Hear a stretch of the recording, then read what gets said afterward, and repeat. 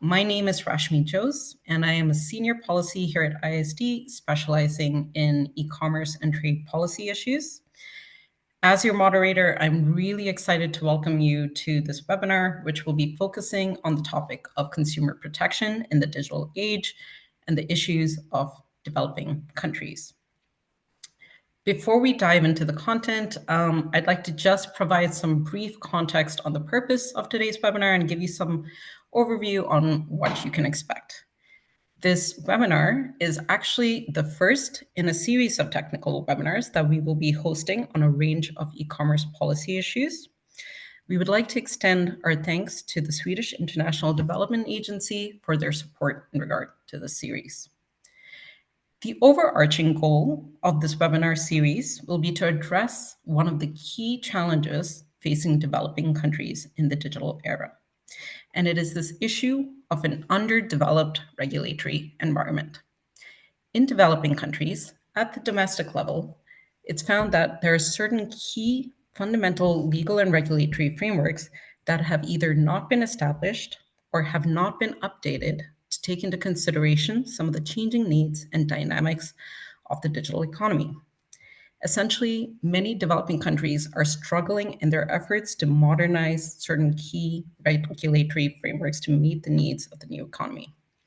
And this can be problematic because we know that regulatory frameworks tend to play a very important role for the economy.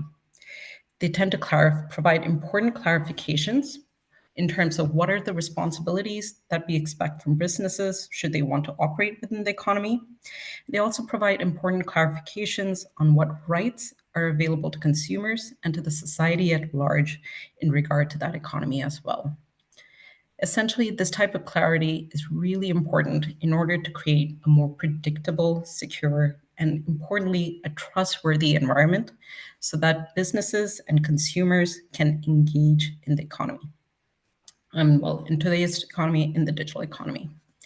So keeping these challenges in mind, what we're going to do with these webinars is explore what are some of the key policy areas, some key fundamental policy frameworks that are really important to develop for the purpose of essentially creating a more enabling regulatory environment that can hopefully result in more digital trade opportunities and the achievement of broader sustainability objectives.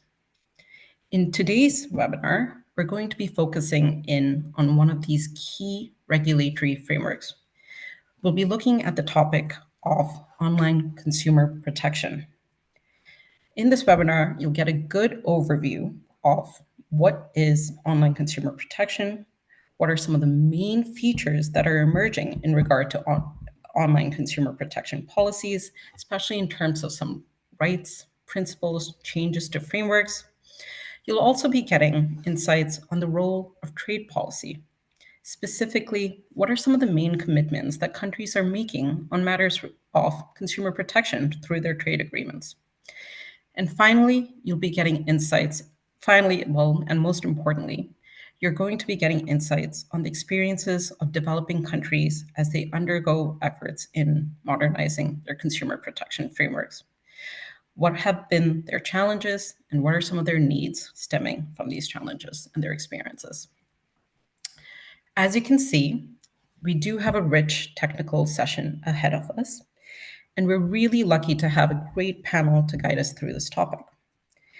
We're going to, in terms of format, we're actually going to start with a key presentation that's going to last roughly 20 minutes.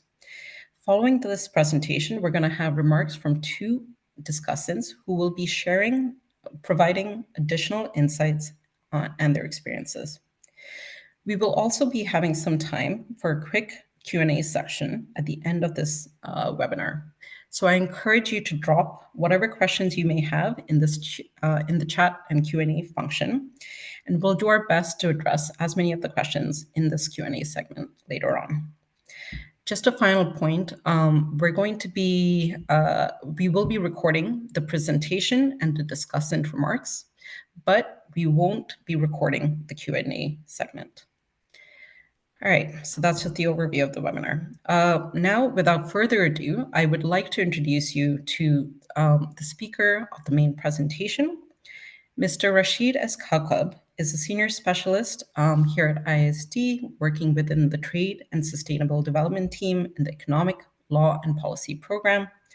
He has decades-long experience on a whole range of trade policy issues, including on digital trade and consumer policy. So really, there's no better person, I think, who can talk on this matter. So without further ado, allow me to hand the floor to Rashid. Rashid, over to you.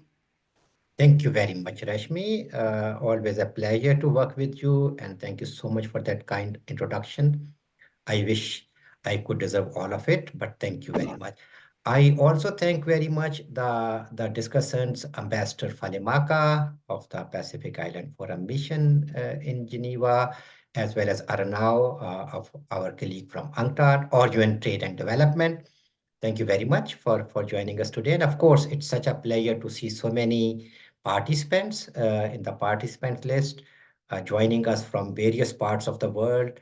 I can recognize several of them for our current colleagues, the people I worked with and learned from, delegates, experts. So I'm sure that we are going to have a very productive and rich conversation today. Now, let me try to share my screen for my presentation. Please bear with me because my technical capabilities are okay. Let's see. Yeah, it should work. Is it working? Can you see my screen? Yes, we can. Yes. Okay, good. Thank you very much, Arnav. So this is a presentation which is based on a note that I have written, and that will be published by IAST. So the 5 issues that are covered in the note, I'm going to briefly talk about all of them. There may not be enough time to cover all of them, and we can of course respond to your questions afterwards. So these 5 issues that I want to deal with are starting from consumer rights. What do we mean, and what are the main principles? Let's say starting from the basics, then looking at what do we mean by consumer protection in the digital marketplace? How is that different or new as compared with more traditional consumer protection? Then we will zero in on consumer protection provisions in trade agreements, then move on to the issues, challenges, and opportunities for developing countries, and finally, some brief recommendations. The consumer protection normally is a way to look at that is view that as consumer rights. There are a number of rights which are consumers are entitled to. I would consider these 5 to be the basic consumer rights. Of course, there are in literature, one sees mention of several others, but let's focus on these. The right to safety. Consumers should not be exposed to unreasonable risk. The right to be informed. Consumers should have complete and accurate information about the products and services they are buying and on what conditions. Consumers should have the right to choose at competitive prices. And consumers should have the right to be heard. There should be avenues where they can voice their complaints and seek redress. And of course, from there follows a very important right, which is the right to redress. That if they have complaints, if their rights have been infringed upon, there should be mechanisms for them to obtain compensation for the damages and losses due to faulty products or deceptive practices. The Consumer International, an NGO that works on these issues, also adds 3 other rights: right to education, right to representation, right to having a healthy environment. As I said, there are a number of rights, but then these 5 seem quite critical. If we look at the other side of that, these rights create, I would argue, uh, obligations on the businesses. And this is what we can call the main principles for consumer protection. Transparency. There should be complete, clear information about products, services, and terms of sale.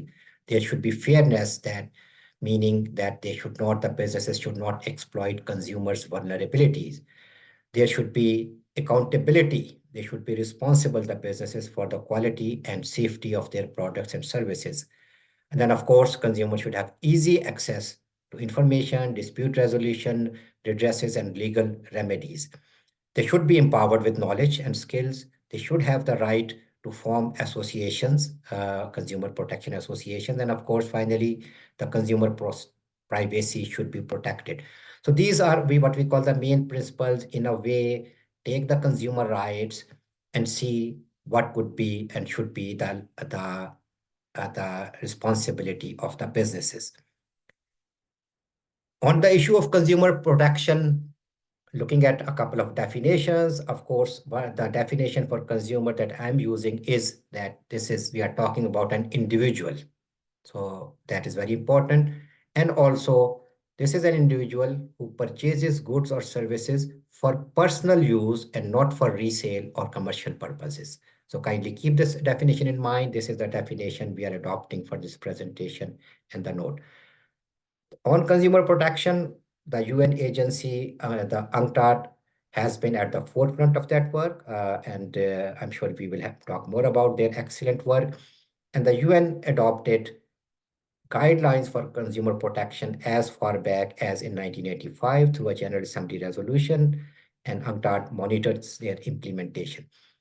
The definition of consumer protection in the guidelines, one can call it a definition, is that it is consumer protection is a comprehensive framework of principles that is intended to safeguard consumers from unfair business practices and ensure their access to goods and services that meet their needs.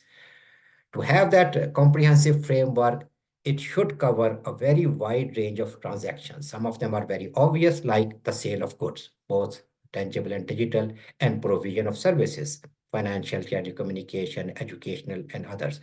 But not only these goods and services, this comprehensive protection framework should also and does also include, for example, advertising and marketing practices, product safety standards, and contract terms and conditions. And if you reflect on these, basically the five rights, you can see that all these things naturally flow from that. Here we are talking about that consumers have rights and businesses and consumer protection frameworks should provide the means for the consumers to exercise those rights. Now turning to the e-commerce. So of course, e-commerce is growing at a phenomenal pace that is also creating opportunities for businesses to enter, to create new products and services, to develop new methods of delivery, bringing in small and medium enterprises, and so on and so forth. At the same time, the introduction of e-commerce, meaning using online mechanisms, also creating new issues for consumer protection. And several of them are mentioned here, starting from information asymmetry.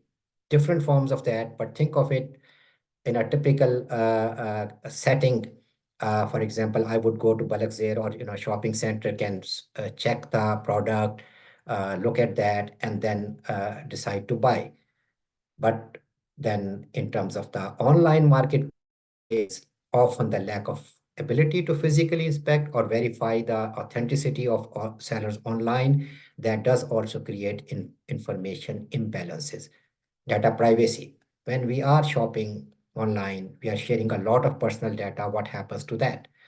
And then two very important issues, which are both about cross-border e-commerce, cross-border transactions.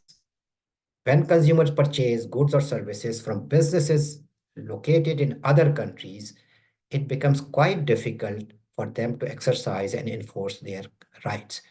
And one particular aspect of that is also of cross-border, that this borderless nature of internet makes it very challenging to determine which jurisdiction's law apply to a particular transaction. What should it be, the jurisdiction law where the consumer is based or where the business is based that is supplying that goods and service. Finally, the nature of products is changing. The digitalization, uh, this revolution has made many products that we were used to purchasing using in a hard format has become a soft format now, what we call the digital products. And that present unique challenges. related to copyright, licensing, and quality insurance, to name a few. So this is just to say that consumer protection in digital marketplace raises certain new issues which need to be addressed. And to add to that, that when we talk about online transactions and e-commerce, we are not talking about a static world. As we know, technological developments and breakthroughs continue. For example, artificial intelligence, Internet of Things, and we may not know what is coming next month or next year. And all these breakthroughs make it possible to produce, to exchange, to consume in different ways that were not known to us before or were not practical or possible. And that means that this is the consumer protection issue due to the evolving nature of e-commerce itself has to remain abreast of these developments. So to capture this all, I would call it there are three things that we see when the consumer protection is defined and enforced and implemented in e-commerce setting. It is the e-commerce is redefining traditional consumer business relationships that were based on more in-person interactions. And then potentially consumer vulnerabilities are amplified online, information asymmetry, uh, not having redress, personal data protection. So in several ways, their vulnerabilities are increasing or can be amplified. And in all of that, effective cross-border protection mechanisms are lacking. So these are the three main takeaways that I would leave you with.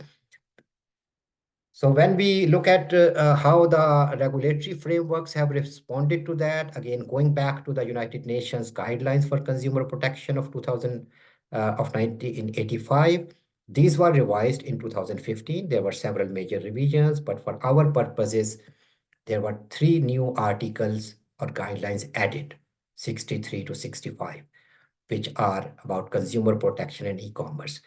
The key features of that, I would say three.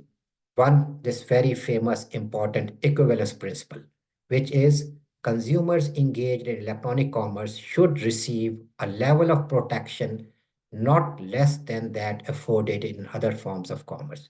Simply put, online consumers should have at least as much protection as in their physical dealings. Then, of course, these guidelines encourage, ask member states to review existing consumer protection policies to accommodate the special features of electronic commerce. And also, very importantly, it talks about and urges the member states to consider the relevant international and guidelines on electronic commerce and where appropriate, adopt these guidelines as standards. So this is an encouragement towards adoption of international relevant guidelines and standards, including by the UN as well as by the Organization for Economic Cooperation and Development. Moving from there, very brief about the consumer protection itself and its evolution and needs and challenges in the digital marketplace. Now we turn toward trade agreements. One trend is very clear that we are seeing that in more and more trade agreements, particularly that have been negotiated in the recent past or revised, it is very clear that e-commerce provisions and chapters are being added, and that's where we also find more and more inclusion of provisions for consumer protection. That is being done in the context of trade agreements in two ways.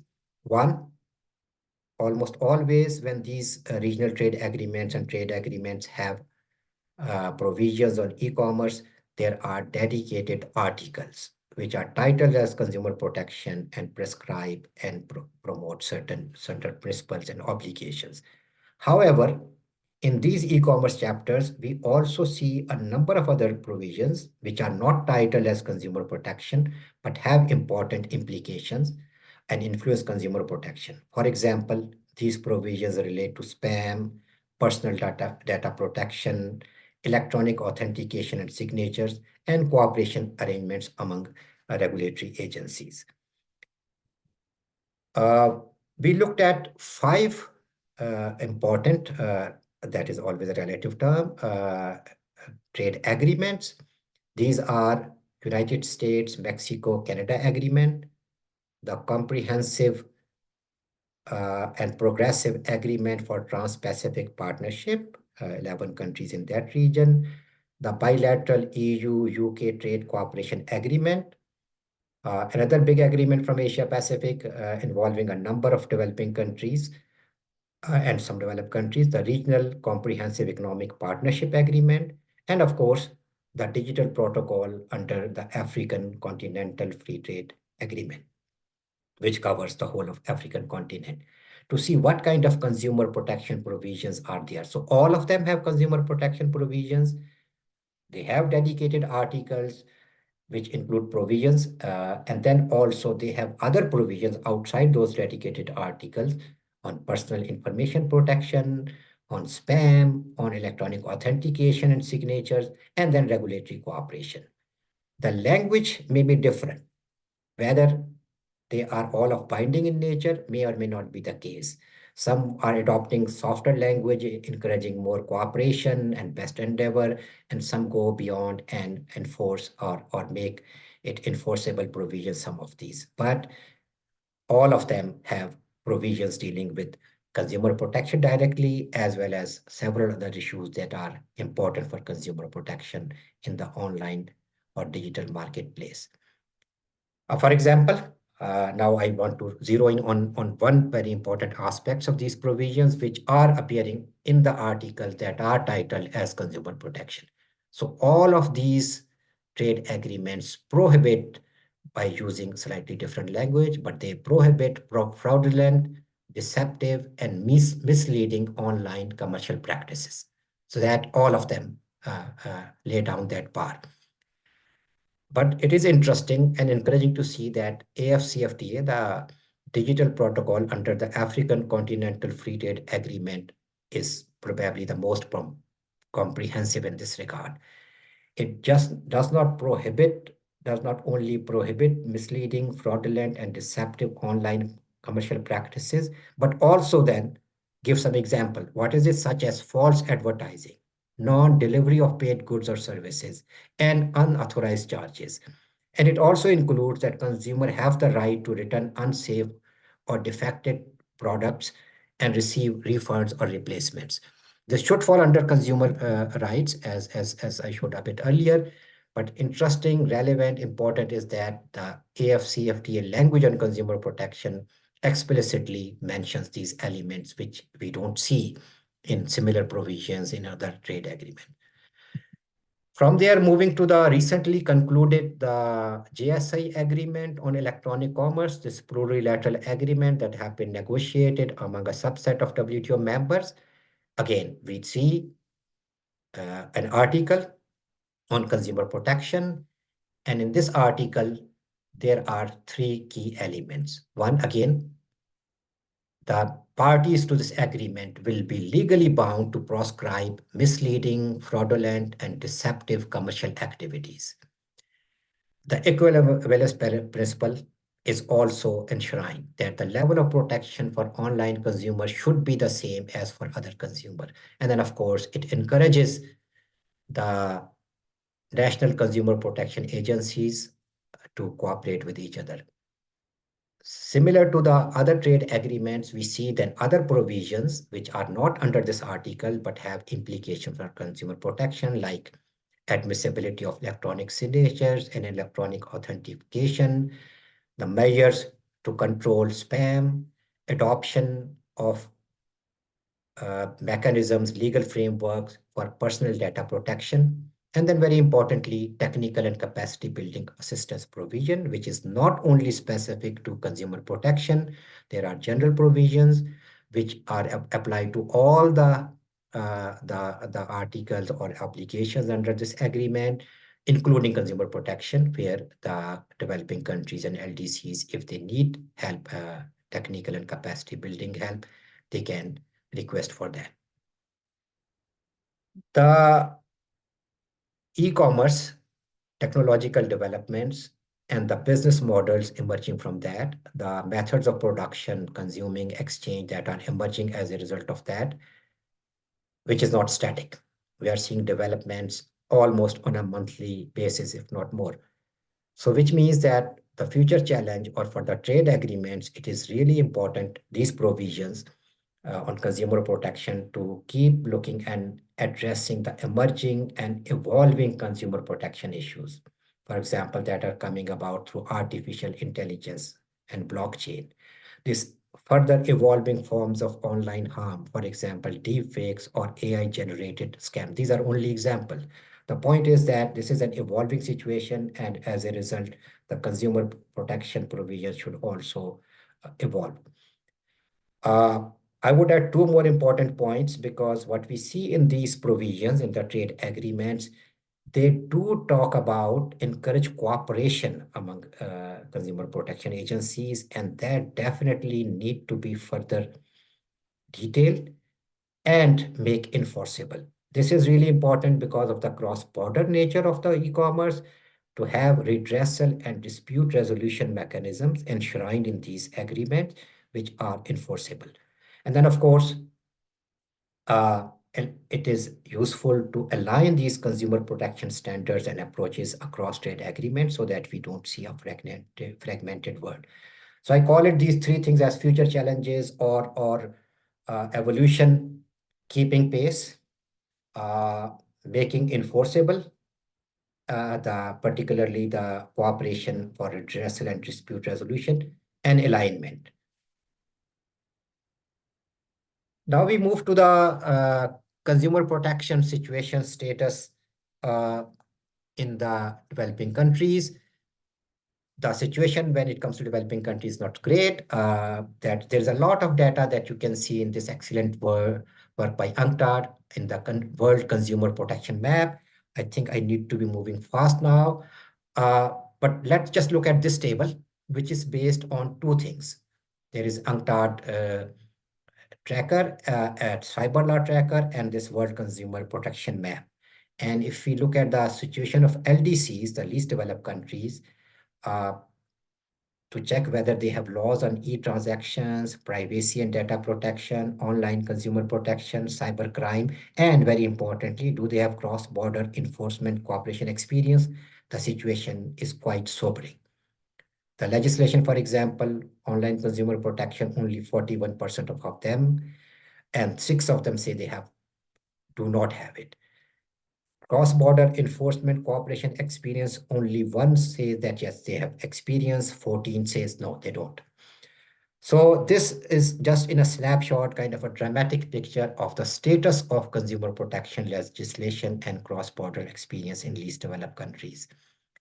So, I mean, from there, based on literature and what we hear and read, several things come out. Generally, and this is not only about e-commerce, generally in developing countries, the consumer protection legislative frameworks are weaker or non-existent. Two, even if they are there, there is limited implementation and enforcement capacity. And three, there is lack of consumer awareness. We add to that the e-commerce related issues and challenges. Of course, this continuous evolving, where point I have been mentioning a number of times, technological developments and innovative business models, the cross-border transactions, how to deal with them, and then how do you resolve disputes in this online digital marketplace for consumers. That's perhaps I can skip this slide because this is actually in the WTO work program on electronic commerce. They had a dedicated discussion on 17th February of this year to talk about the regulatory frameworks for e-commerce. And the delegates, the developing country delegates made a number of points there on consumer protection as well, need for updated legal framework, enforcement and implementation challenges, but importantly and positively, they talked a lot about technical assistance and capacity building needs for legislative drafting, regulatory harmonization, and building institutional capabilities. They also emphasized that there is need for regional international cooperation and encourage the use of WTO and regional bodies for that purpose. Uh, Looking at the opportunities, I would argue that all this also has a potential to be positive for consumer protection, for more and better and effective consumer protection. Simply put, there is much greater attention to consumer protection. By mentioning them, in all these fora. And when we look at these trade agreements, clearly three opportunities come to mind. They are providing, as a minimum, some binding commitments for consumer protection that members to those agreements have to implement. They, in several cases, like in the JSI, and there's also mention of the availability of capacity building assistance. They also encourage cooperation among national consumer protection agencies. So these are all opportunities for developing countries to take advantage of. And I would also add there that on the one hand, technology is of course behind e-commerce, driving it and creating these challenges that we are talking about, but also technology offers possible solutions. For example, for consumer awareness and education, for redressal mechanisms, dispute settlement through online means. So technology can also offer important opportunities.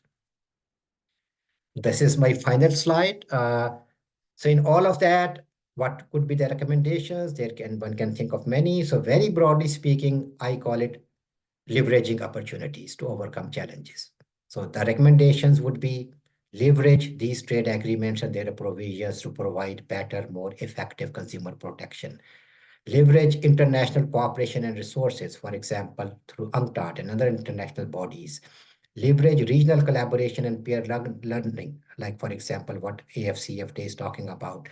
Leverage technologies. Technology can provide effective, cheaper, good solutions to enforce, promote consumer rights. And then the sixth recommendation, which is very close to my heart, is adopt participatory approaches. When developing countries go about developing their consumer protection systems, enforcing them, updating them, that should be through a participatory approach involving consumers and businesses and all stakeholders. And finally, the most important, the key, prioritize consumer protection, because unless we do that, the opportunities that can be leveraged will not be. So that's where the developing countries and LDCs in particular have to put this protection for consumers as a high priority that they have done so far. So my final point before I conclude, of course, e-commerce is growing. E-commerce is growing, providing opportunities.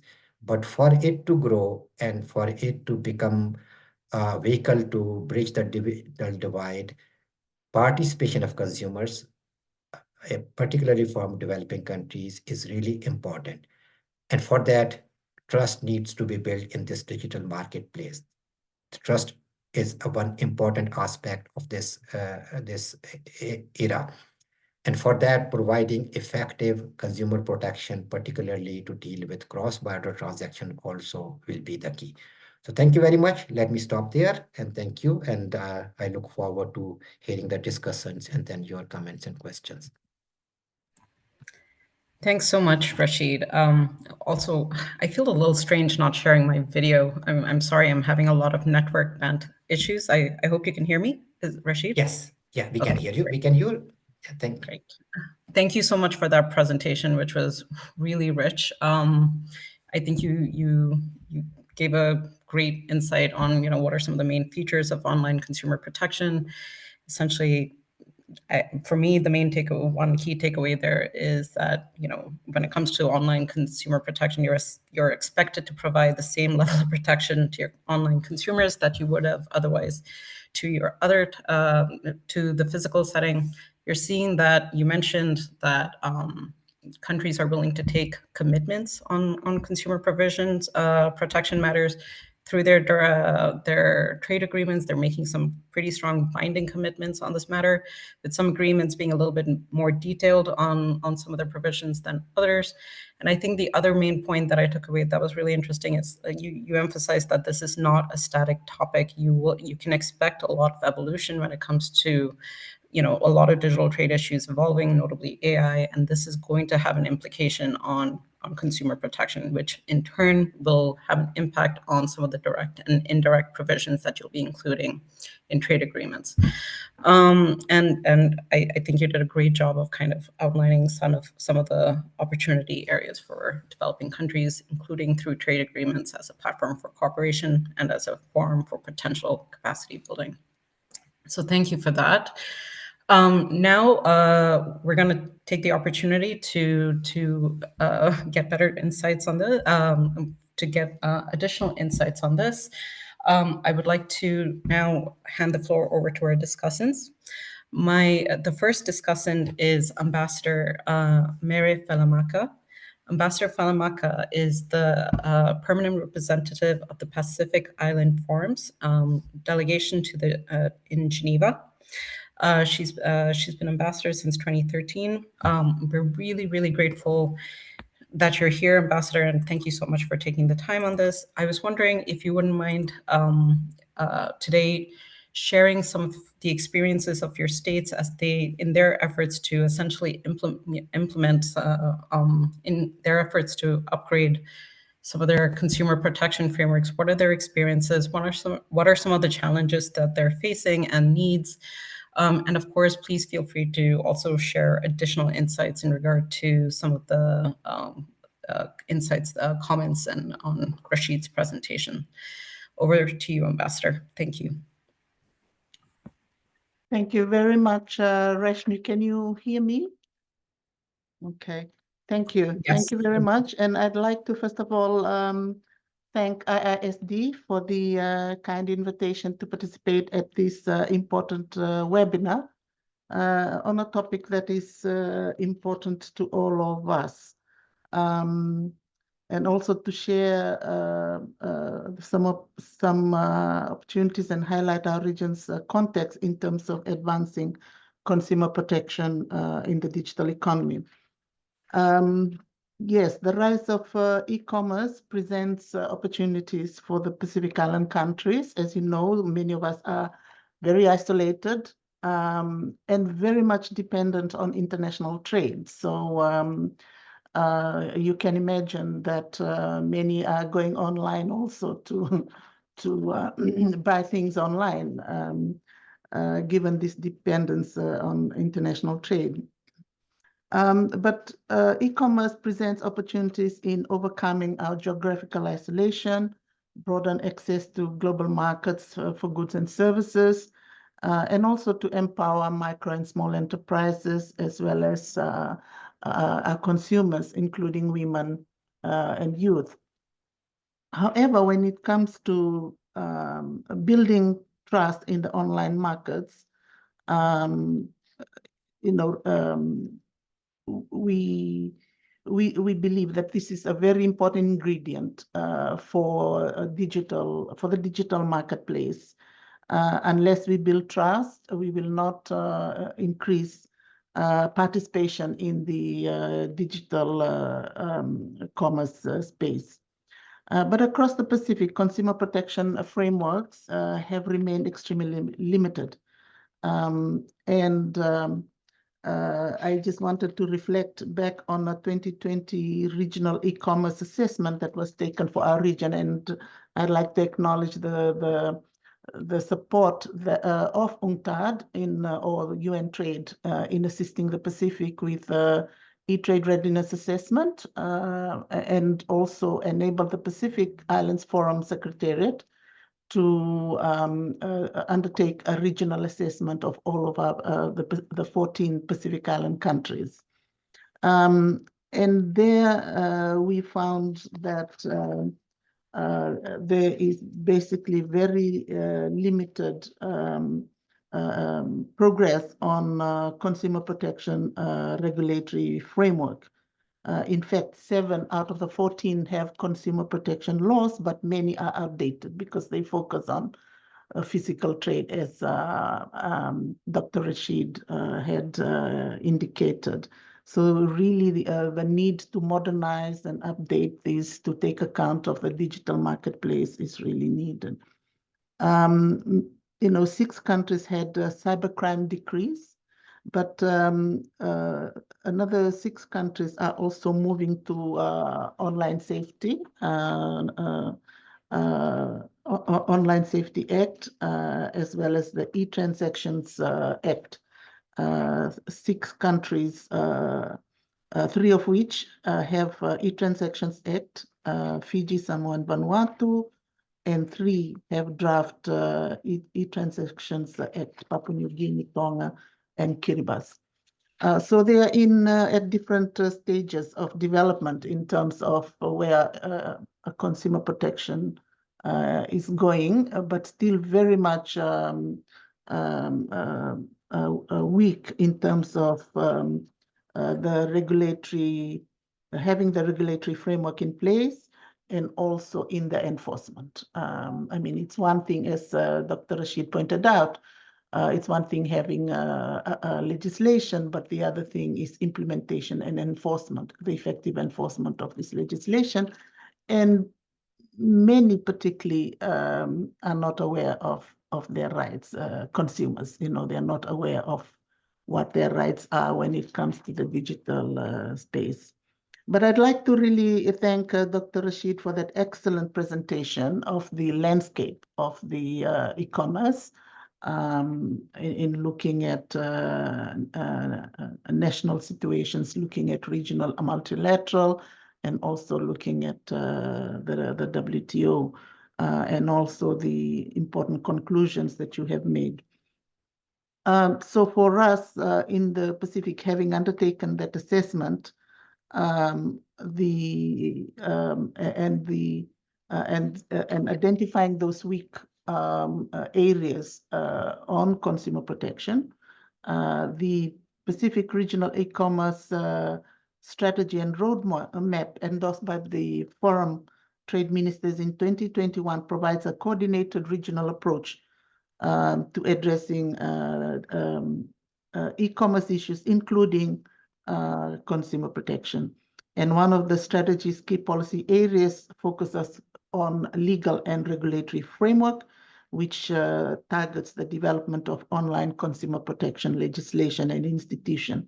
I've just mentioned that 6 countries have moved on to online safety acts, 3 of which have acts and 3 have drafts, which have been developed. But the Pacific Regional E-commerce Strategy encourages countries to adopt internationally recognized standards using United Nations guideline on consumer protection, as well as the UNCITRAL model laws relating to financial transactions. It also supports the harmonization of national legislation, recognizing that small markets like ours could benefit from the consistency in how we apply consumer protection, especially when consumers are buying and selling within the region. But suffice to say that none of the regional trade agreements in the Pacific has consumer protection provisions, and I think this is also an area that we would need to look at. So legal reform processes are really important and probably the starting point to establish a confident business environment, having the legal framework in place, and also to have the enforcement undertaken. But legal reforms are always hindered by limited technical resources and competing policy priorities. So we need to have sustained interventions and investment into consumer protection and into building the institutions and the enforcement officers, as well as in raising awareness amongst the public on these sets of laws. The Pacific Islands Forum Secretariat, we are also raising awareness to support legal reform through other practical means, including the e-commerce rules program for Pacific policymakers. This is a training program that is undertaken for Pacific officials in the e-commerce space, building shared understanding of the key regulatory areas in digital economy, including electronic transactions, data governance, and consumer protection, as well as cyber security. 2 virtual training cycles have already been undertaken, reaching 200 participants across the region. And consumer protection can also be strengthened through voluntary action by the private sector. And in this regard, the Pacific Islands Forum Secretariat also had introduced an e-biz or e-business for short, e-business plus program, which is trying to encourage small business to embed consumer protection principles in their operations. For example, by embedding clear refund and returns policies in their websites. This is a direction that we are constantly promoting through our e-business training course, given the delay in bringing in legislation for consumers. This direction, we believe, is consistent to promote our e-business training course, which helps micro and small enterprises transition to safe and trustworthy digital operations.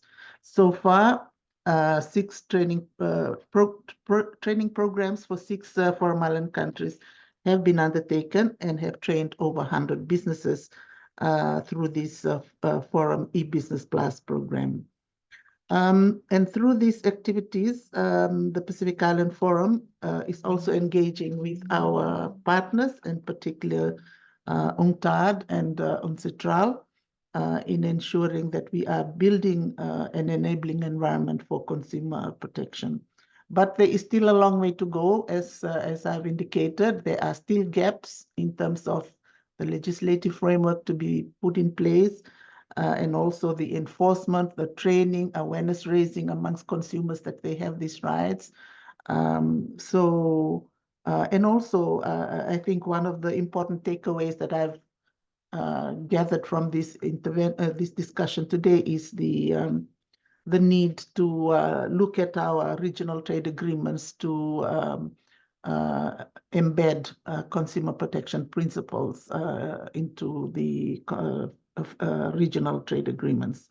So that brings me to the end of my intervention today. We know that legal frameworks are not a luxury, they are essential for inclusive and sustainable regional trade, and we want to thank IISD for bringing us together, and we continue to our commitment to work with our partners such as UNCTAD in addressing these challenges that we face on consumer protection. Thank you, Rashmi. Thanks so much, Ambassador Falamarca. That was for sharing the experiences of the Pacific Island states in their efforts to essentially upgrade the consumer protection frameworks. As you mentioned, there are gaps in legislative frameworks, but even beyond that, there will be also a real challenge in terms of awareness raising and other implementation issues. So this was really important and insightful to understand. Now, I would like to hand the floor to our next discussant.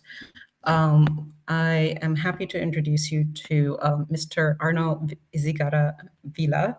Mr. Vila is a legal officer at the United Nations Trade and Development, working within the Competition and Consumers Policy branch there. As Rashid had mentioned, UNCTAD is doing a lot of work on these issues, so we're really, really excited to benefit from your expertise on these matters. So, Mr. Vila, over to you. Please do share your insights on your experience on this topic and also in terms of the support that can be beneficial for developing countries. Thank you, Mr. Vila. Over to you. Thank you, Rashmi. Thank you, colleagues at IISD, and thank you, Ambassador, for the trust you bring to UNCTAD.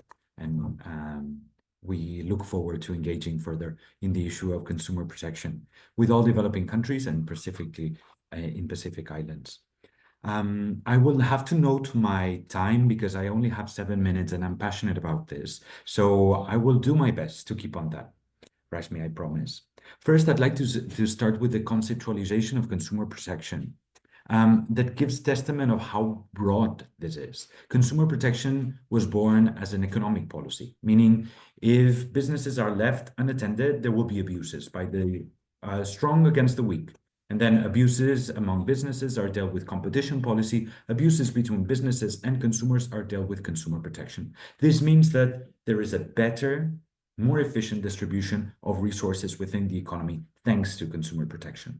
Soon, in developed and developing countries, consumer protection also merged into a civic policy, meaning ensuring more participation from the civil society, the right to be heard, the right to access to justice. Those are consumer rights, they're also civic rights. So consumer protection also builds nations. And finally, and this happened first in developing countries, then in developed ones, consumer protection also took a social policy angle and characterization. It is used as a rampart against exclusion or poverty. Think of the COVID-19 pandemic and how consumer protection tools such as fight against price gouging or hoarding, or the suspension of energy bills, or online dispute resolutions for people who could not travel. These are ways that the state can effectively support those in need. So it is important to keep that in mind to see how broad the consumer protection policy is. And in particular, in e-commerce, one of the key features is the vulnerability of consumers. Usually we actually the protection of vulnerable and disadvantaged consumers is one of the legitimate needs recognized by the UN guidelines for consumer protection, which is, as you mentioned, Rashid, it is the only global instrument that we have. And it has been implemented by most UNCTAD member states when designing consumer policies. Well, in the digital economy, the concept of vulnerability is much larger because we not only need access to e-commerce and the digital economy, we need literacy to understand, to navigate, to see how scams will look like, to see how enforcement looks like in the age of AI. And this is a note that I wanted to leave there. Second is the principle that Rashid, you mentioned of a protection no less than in traditional ways of commerce. The no less means it doesn't have to be identical. It means that the level has to be respected, and it could be even more. And this is where businesses are going out of their way to offer more protection for consumers, but also consumer protection agencies are looking at the obligations of businesses in light of online practices by businesses. Okay, so I've done 4 minutes. Let me get to the substance. And here I want to mention information, product safety, online dispute resolution, and enforcement. To finish with international cooperation.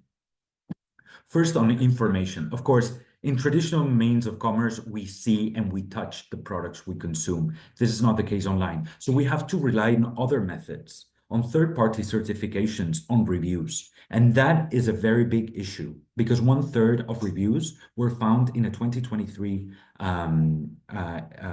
investigation by the French authority to be false, even though they are outlawed by the French national legislation. Information also deals with social media, and this means that the role of influencers is heightened in consumer protection. In a nutshell, influencers are meant to disclose their commercial relationship with the businesses that they provide services to, and their assertives have to be comparable to those that are expected from businesses.